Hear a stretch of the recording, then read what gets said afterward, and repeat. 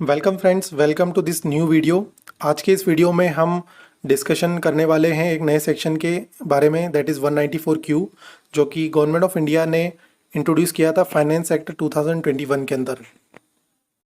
Section 194Q के अंदर government of India ने एक रिक्वायरमेंट TDS की डाल रखी है, जिसके अंदर वो कहते हैं कि अगर किसी व्यक्ति से आप 50 लाख रुपए से ज़्यादा की परचेज कर रहे हो तो 50 लाख से ऊपर की जो परचेज रहेगी उसके अंदर आपको TDS काटना बहुत ज़रूरी है।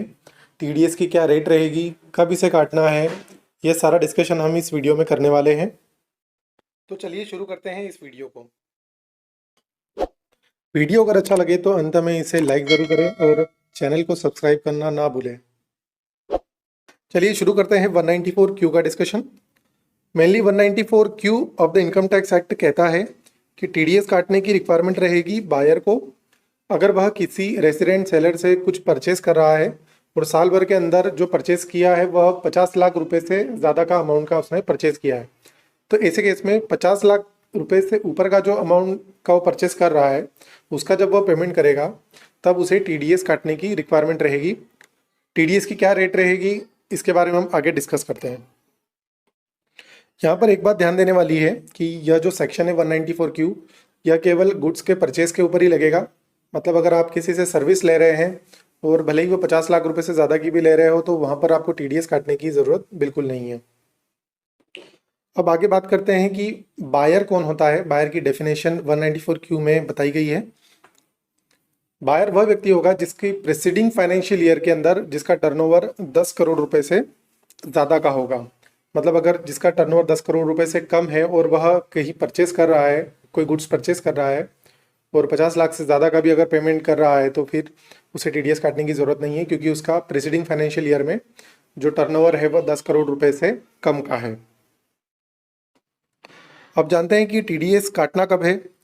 तो अगर 194Q को हम रीड करें तो वह है कि TDS on the purchase of goods is to be deducted by the buyer within earlier of the following dates at the time of credit of sum into the account of the seller और at the time of payment of the sum there of.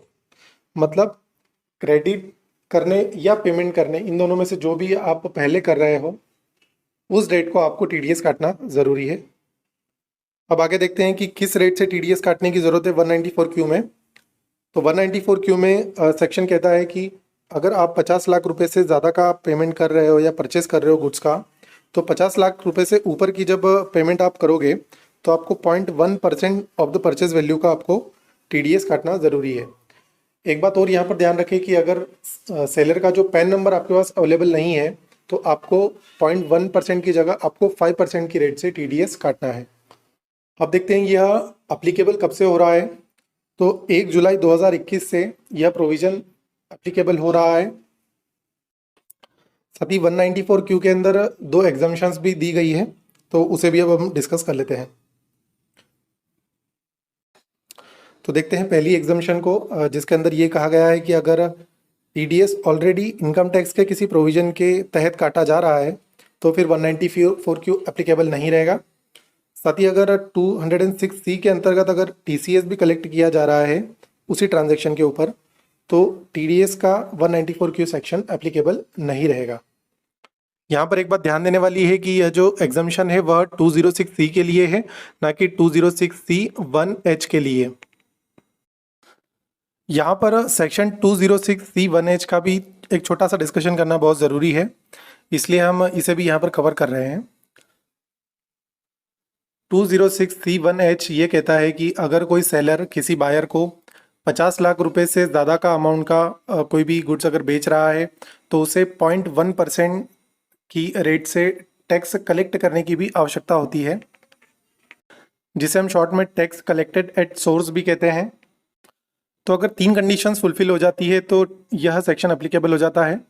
अगर जो seller जो cell कर रहा है उसका turnover presiding financial year में 10 करोड़ रुपए से ज़्यादा था और सेल अगर गुड्स की हो रही है और जो सेलर रिसीव कर रहा है अमाउंट वह 50 लाख रुपए से भी ज़्यादा का है, तो ये तीनों कंडीशंस पूरी होने पर 206C1H के प्रोविजंस एप्लीकेबल हो जाएंगे। अगर मान लीजिए किसी ट्रांजैक्शन के अंदर 194Q और 206C1H अगर दोनों ही एप्लीकेबल हो रहे हैं तो ऐसे ट्रांजैक्शन के अंदर 194Q एप्लीकेबल होगा। साथ ही 194Q एप्लीकेबल नहीं होगा अगर सेलर कोई नॉन रेजिडेंट है तो। अब बात करते हैं नॉन कंप्लाइंस की।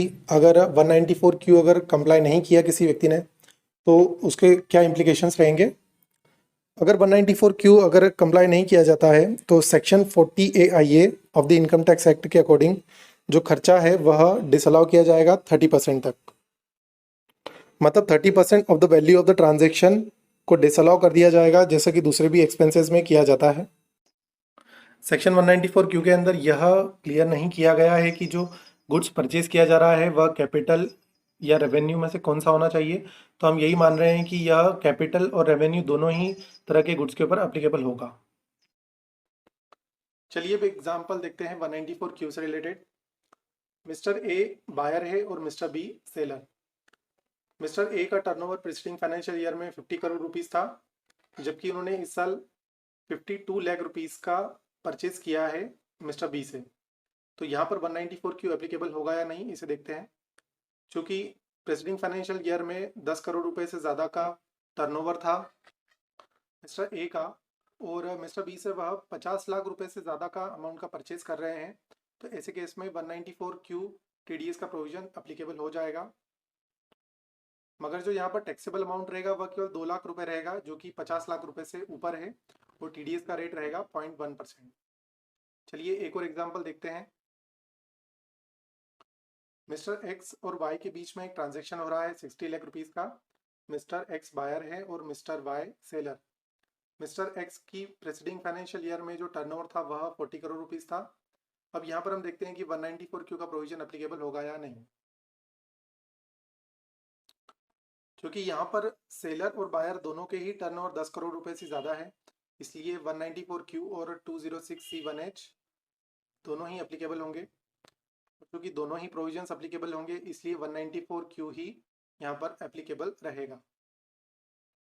सो यहाँ पर टैक्सेबल अमाउंट रहेगा ओनली 10 लाख रुपीज़, जो कि 50 लाख रुपए से ऊपर है, और 194Q का जो TDS रेट है वह है 0.1%, इसलिए 0.1% 10 लाख रुपए के ऊपर दैट इज 1000 रुपीज़ का TDS अमाउंट यहाँ पर काटने की ज़रूरत है। आई होप आपको यह वीडियो अच्छा लगा होगा। इस वीडियो में हमने 194Q को पूरी तरीके से कवर किया है। Thank you very much.